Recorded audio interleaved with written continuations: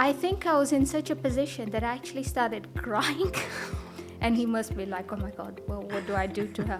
What do I say? Anyway, but the reason I was so upset, at that time I was very defensive, but I came to realize it's because it was probably the first time somebody had asked me what I wanted for my fitness goals, or for me to really and truly search what is it that you're looking for, because you're clearly all over the place, you think you're doing well, but are you doing well? Maybe you are, it's really up to you, and it's your choice. The steering wheel was in my hands, and I was being asked which direction I wanted to go in. Welcome to Real People, Real Results, Real Change, the podcast that's dedicated to helping real people develop real health and fitness in their lives. Real people like you, business owners, professionals, house husbands and housewives, and students. I'm Stefan, I'm a personal wellness coach at YouFit Studio, and I'll be your host.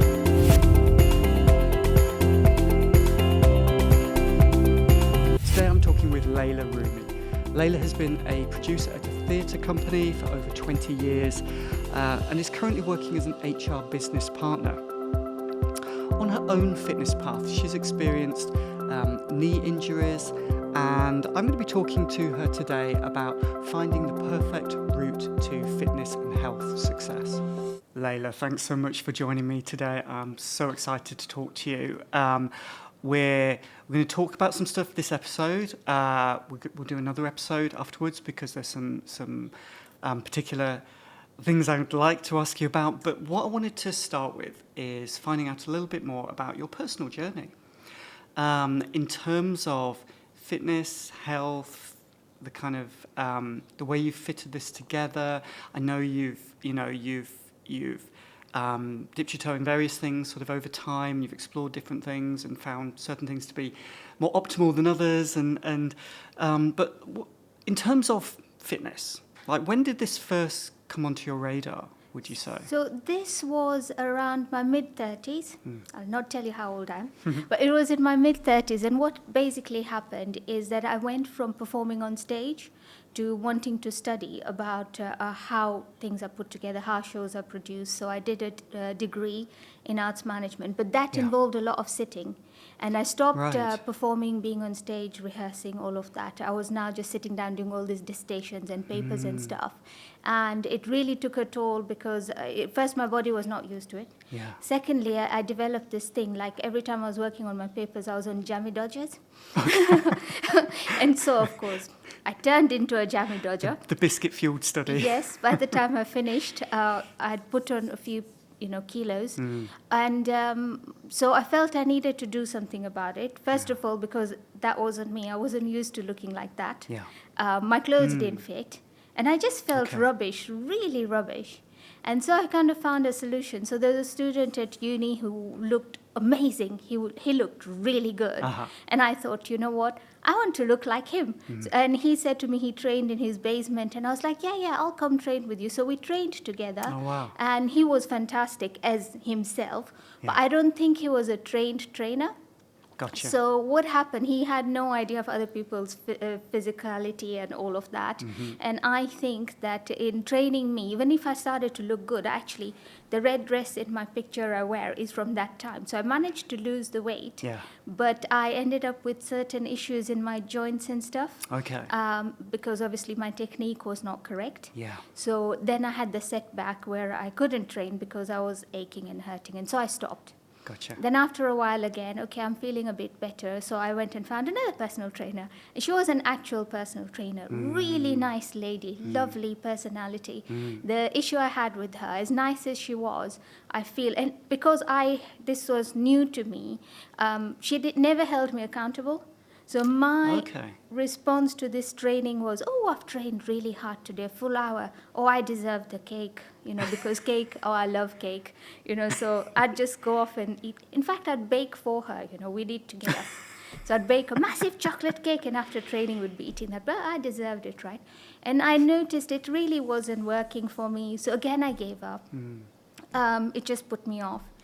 Then I ended up in a proper desk job, where I loved this career happened to me, and I really loved it. And but I'd be at my desk the whole day, and Yeah. I made friends with this girl. Again, we started really smallish, and then we would end up going to the Tesco nearby, Yep. and they had buy one get one offers, and we'd come back with so much chocolate. We had a box full, bottomless box, and all we did all day was eat chocolate and biscuits and cakes, and we just ate and ate and ate. Yeah. And there was very little movement. And again, my body was not used to this, Yeah. because I was always up and down. And yes, then my knees started hurting, and things got really bad for me. And then one day, I think I've mentioned before, I went to a conference and put on this pair of trousers.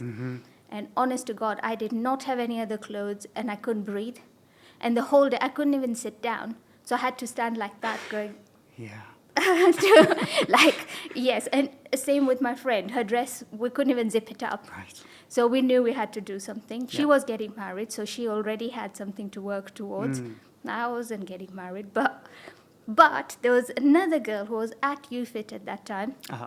who had gone from like a size 22 or something to a size 14 or something. Yeah. And I looked at her and I said, "Oh, Kelly, what have you been up to, because you look amazing." And she goes, "Oh, I joined this gym called UFIT." And I'm like, "Oh, yeah, my husband used to go there some time ago."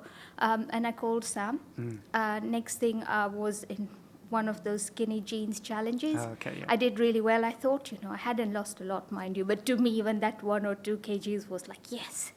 And then as soon as the challenge ended, I was back to my old ways. Yep. Because that project was over. So because it was such a short time, the habits need time to build. Yes. And I hadn't built the habits. I was just going by, the novelty of it. Okay.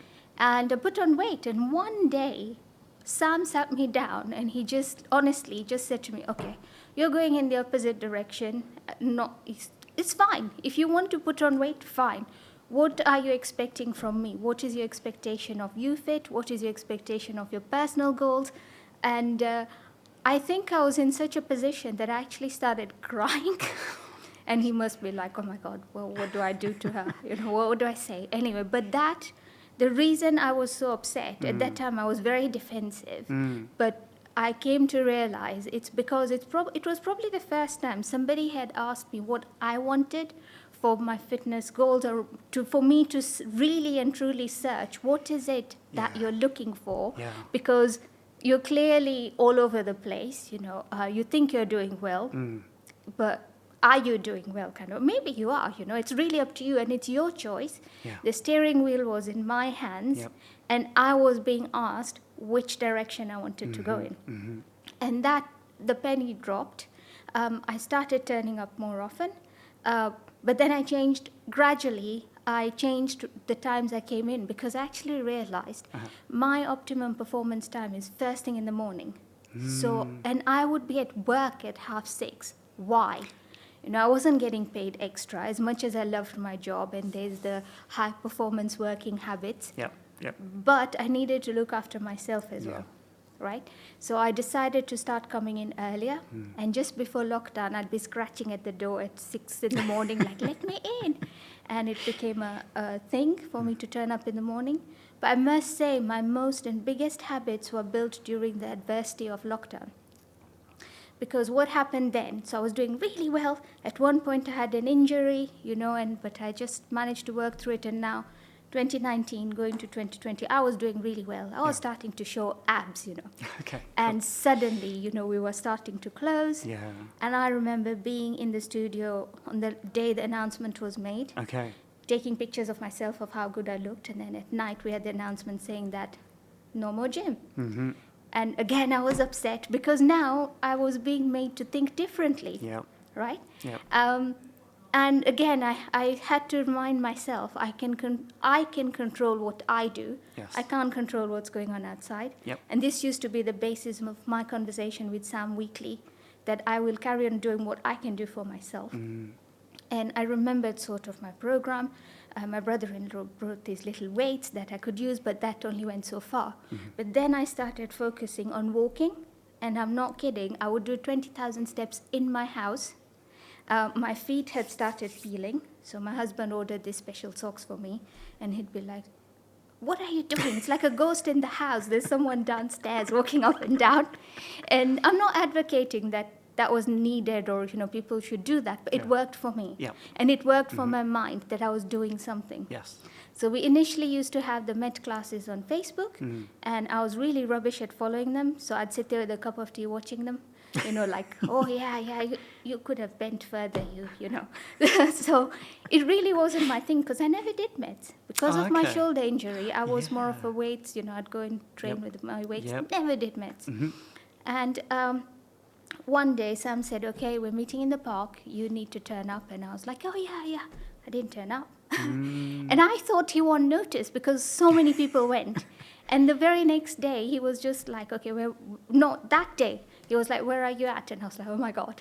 And I was like, oh. And he's like, okay, you turn up tomorrow or whatever. And if you don't, then I'll charge you £25. And I was like, okay. So I turned up to my first ever Met. And it was okay, but I ached because I was out of condition. Yeah.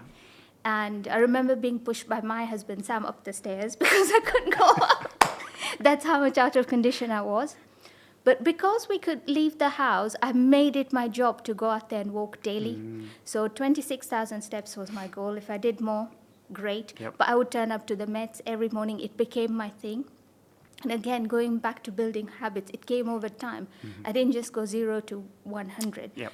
The one thing I've done throughout this is try and build sustainable habits, things I know I can stick to. Yeah. Right? If I cannot stick to something, I would rather not, because I think that would just cause failure. Yeah. So I tried to make things as sustainable as possible in terms of my food as well. Thankfully, there was an accountability group going on back then. And I noticed everyone's food looked so good. Mine would look like dog's dinner. No. I said to myself, look, I love to cook. And if somebody's coming to my house, I make the food look really good. So why should it be any different for me? Yeah. In fact, if anything, my food should look the best. Right. So I started presenting it really well. And we'd have a chuckle, Sarah and I, because it would be kale and carrots, but arrange them a certain way, And I actually found that really helped. So one other thing I have, and it sounds really bizarre, and we've had a giggle about this with Valiant, I have a plate, and it's the same plate I eat from. And because I know what my food looks like on that, what my portions look like on that. Yeah, and it's not a small plate. People think if you're portion controlling, then your plate would look small. Yeah. No, I've got a really nice big plate and I know exactly what my food looks like on that. Yeah. And that's what I eat from. And I will actually make an effort to make it look really nice. The other thing I really is a pet hate. I don't like being interrupted when I eat. Even at work, if I don't eat with others, it's not a group thing, because I don't like to be distracted. And I say to them, 12 o'clock is my lunchtime. If you want to walk with me, 12:20, come and find me. But I'll sit there and I'll quietly enjoy my meal, because I feel I love food so much. And so much effort goes into preparing it. I want to savor every bit of it. And that's what I do. And that habit has, again, come from UFIT. I no longer just scoff it and I'm out of the door. I don't do that anymore. I really enjoy my food. Even when we're going out, I will have probably researched the menu in advance, know exactly what I'm ordering, and actually, as I say first, as I was saying to Sam, I worship food. And I love to respect food, so that's my relationship with food now, and there's nothing I don't eat. I don't restrict myself, but again, I'm in the maintaining phase, that's why. But I'm very aware. I think I'm very aware of what I eat, what it's likely to do for me, and how I manage that. So I think that's the important thing I'd like to say. Yeah, that's amazing. That's good. And that's so inspiring for the people as well. I think that, Yes, and I got the inspiration from others. Like right now, we've got one person who posts pictures of the food, and I love it. And I make sure that I comment, because I feel that sometimes it really helps when you feel others are on the journey with you. And I find with UFIT, that is very easy. You'll easily find people who will just come and pat you on the back or give you that clap or, push you a bit further. Like when I'm in the Met in the morning, the girls are amazing, girls and boys, we're a mix. And how we kind of cheer each other on, and it's just how we get through. And I think there's such a sense of community I actually personally really enjoy that. Yeah, it makes a big difference. Oh yeah, yes, definitely. Cool. Okay, we're going to talk again. Okay. I'm really looking forward to it. In the meantime, it's been an absolute pleasure talking to you so far. Thank you very much, Stefan.